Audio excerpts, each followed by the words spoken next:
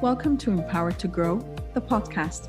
I am your host, Hanan Basha, the business doctor. Following our conversations with empowered women who woke up one day and consciously claimed, I am more than enough, I am worthy, I am empowered to grow. And along their empowering journey towards realizing their own potential and their quest for growth, they became a beacon of hope and guidance for others. May you also find your inner power to grow. Hey everyone, how are you doing? Again, this is another live that was unplanned, and yet I also wanted to have it both on the group and on the Empowered to Grow group and Empowered to Grow podcast. So last week I spoke about how I had to process through my feelings and my thoughts over the summer. How I realized that I had been possibly losing my spark, losing parts of my self-trust in achieving that humongous, ambitious vision that I've got for myself and for my business. And how part of it is realizing that I might have not really gone all the way in as I had anticipated of myself. And that in itself made me feel a little disappointed with me and made me feel a little frustrated too. So going back and using these past few days to kind of just really process through or process further through the issues and stuff. And self-trust again came up, but then I had to take in another term that we might have heard before, and also take it from a very personal perspective, not from the self-criticism. Again, beating myself up about things that happened, are happening within my control, out of my control, is a habit that I have worked really, really hard on unconditioning it from within the system, within my system. And this is something that really meant a lot to me, because that meant that my negative self-talk had improved a lot. Yet I still wanted to hold myself accountable. And accountability is kind of the topic I wanted to touch on today. So what does hold myself accountable mean? It means that I still go back and I revise and I reassess my goals, my aspirations. What are the elements that I'm not happy about? What are the elements that I would like to switch around in my life? And then start saying, okay, what are the small actions and steps I can do towards that? But more importantly, how will I hold myself accountable? How will I hold myself responsible for this? When we hold ourselves accountable for our life, that's when we regain power. And that in itself is really important, because for me, that meant that I transformed out of a victim mentality and the victim, let's say, power suit. Because in essence, when you have that power suit on, what you think is a power suit, as in, oh, this is happening to me, I'm not in control of this, there's nothing I can do about it, I'm stuck in the situation, then you're kind of really protecting your core from doing anything about it. And I wanted to hold myself accountable. I wanted to take off that power suit that had kind of crawled back on again and just say, no, I am responsible for my vision. I'm responsible for my goals. I'm responsible for the actions that I'm taking. I'm responsible for my thoughts and my feelings as well. And thus, looking again at what I'm supposed to be doing, where I'm supposed to be going, putting in associated dates, putting in timelines that kind of make sense and are not kind of dreamy, that there's no way that's going to happen in a week, because I know realistically these are my priorities, these are my compartments, these are my responsibilities. Then I can't really expect myself to commit 40 hours this week, for example. So these are the kind of things. But there was also a part that hold myself accountable in front of others as well. I had my coach, I had myself accountable to, I had a group training with coaches within it that I had myself accountable to. I held myself accountable towards showing up more, as I had told you. So I started thinking of when I could do that, when I could fit it within the schedule. More importantly, other elements that have impacted me showing up, such as the social media channels, the website and updating, all of these elements that are tech oriented more or less, and about algorithms and all these things which I don't have the time nor the capacity nor the bandwidth to sit and kind of train myself or retrain myself about it or allocate the time.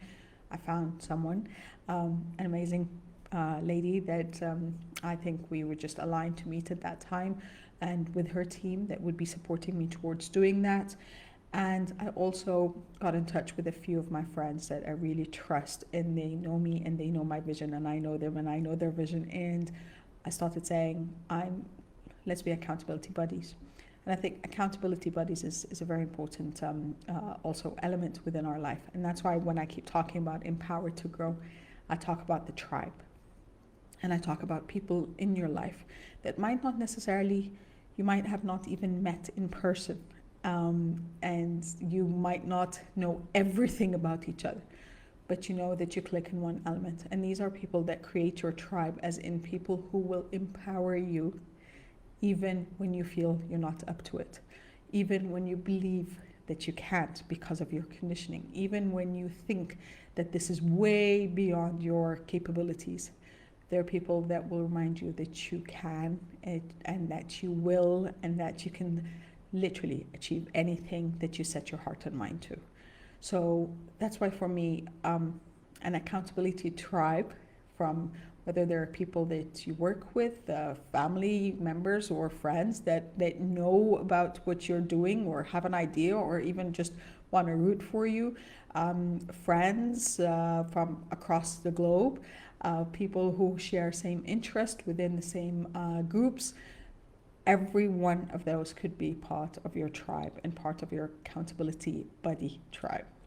So the last thing that, as I told you, usually I just want to make these as brief as possible and just get the message across, is self-trust is really something that I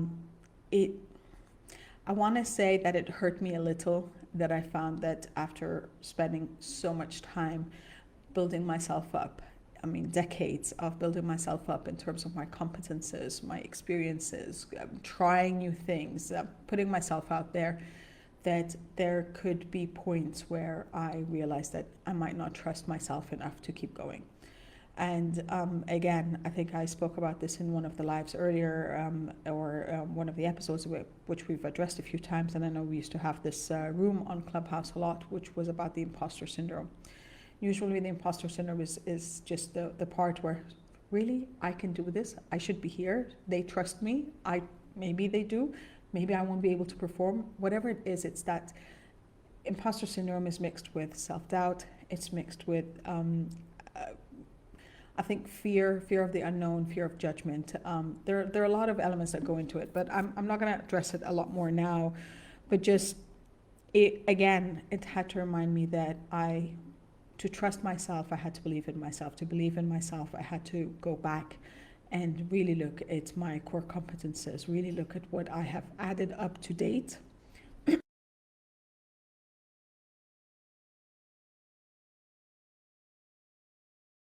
Actual things that I have done to be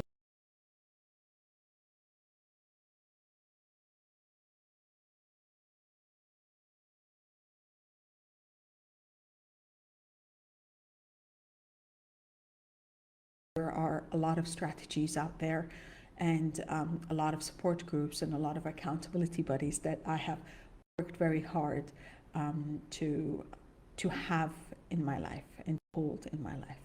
And thus, I just want to remind you, just to sum this up, that you having a big dream, you having big aspirations, you wanting to go further than anyone else you have known has gone, you wanting to try something out that might be quite in the dark for you. You have no idea how it will turn out. You can do it. You just have to believe in yourself in that sense. You have to trust yourself in that sense. You have to know yourself in that sense. And from that perspective, then you can start having that analytical mind that's not critical, but analytical, to support you in getting to that point that you have set your heart and mind to understanding what kind of steps do I need to take, how far can that step take me, and from there, who can support me, how can this be done, who has done it before, let me learn. All of these kind of, this thought process, I refer part of it to the entrepreneurial mindset, again, because as an entrepreneur, all you have to do is you have the vision, you have the dream, you can see where the gap is, that's where you want to fill it, or how you can do it differently, and then you just kind of start putting the puzzle pieces together, and you start figuring it out, and you start seeing how each one will kind of work out in the end. So anyhow, I found this coaster today, and I bought it right away because I thought this is something I'm going to be looking at every morning as I'm having my coffee. She believed she could, so she did. And I'm just wanted to do this as a reminder for you to believe, to trust, to dream, to follow through, to hold yourself accountable for your dreams and your aspirations and your goals, and not restrain ourselves. I think society and media and our conditioning has done that for us so far, and I believe it's time to let our reins go and just go and see how far we can go. So again, empowered you empowers others, and I always wish you love, abundance, and prosperity. So take care, y'all, and I'll see you next time. Thank you for listening to the Empowered to Grow podcast. For further engagement with a tribe of empowered women, join my Facebook group, Empowered to Grow, or visit my website, www.hananubasha.com. I'll catch you on the next episode, and until then, know that empowered you empowers others. Love, abundance, and prosperity to you all.